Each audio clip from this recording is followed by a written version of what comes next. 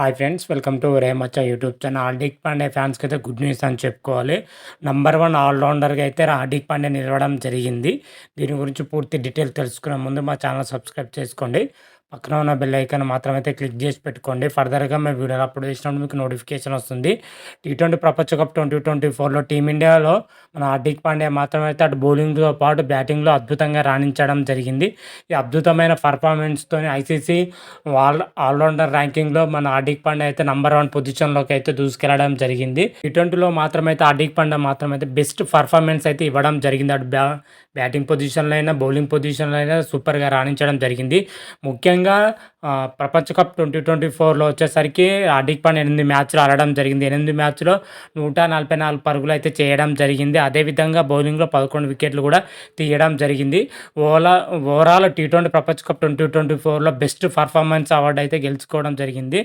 దీంతో పాటు ఐసీసీ కొద్దిసేపటి క్రితమే ర్యాంకింగ్ కూడా రిలీజ్ చేయడం జరిగింది. ఈ జాబితాలో చూసుకుంటే మన హార్దిక్ పాండ్యా అయితే టాప్ పొజిషన్లో ఉండడం జరిగింది ఆల్రౌండర్ కోటా కింద. ఆ తర్వాత స్థానం చూసుకుంటే శ్రీలంక ఆల్రౌండర్ వసింద అసరంగ అయితే సెకండ్ ప్లేస్లో ఉండడం జరిగింది. Australia allrounder Marcus Stoinis third పొజిషన్లో, సికిందర్ రాజా 5th పొజిషన్లో, సకీబుల్ హాసన్ 6th పొజిషన్లో ఉండడం జరిగింది.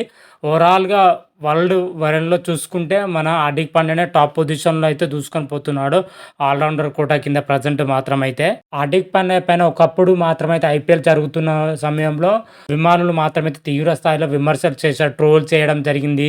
అదేవిధంగా హార్దిక్ పాండ్యాని ఎన్నో రకాలుగా అయితే ఇబ్బందులు అయితే పెట్టడం జరిగింది ఫ్యాన్స్ మాత్రమైతే.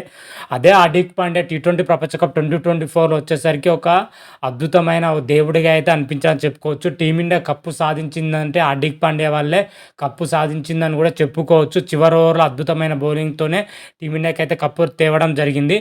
అప్పుడు ఎంతమంది విమర్శించారో మన హార్దిక్ పాండ్యాని ఇప్పుడు అంతమంది మాత్రమైతే మెచ్చుకోవడం జరిగింది.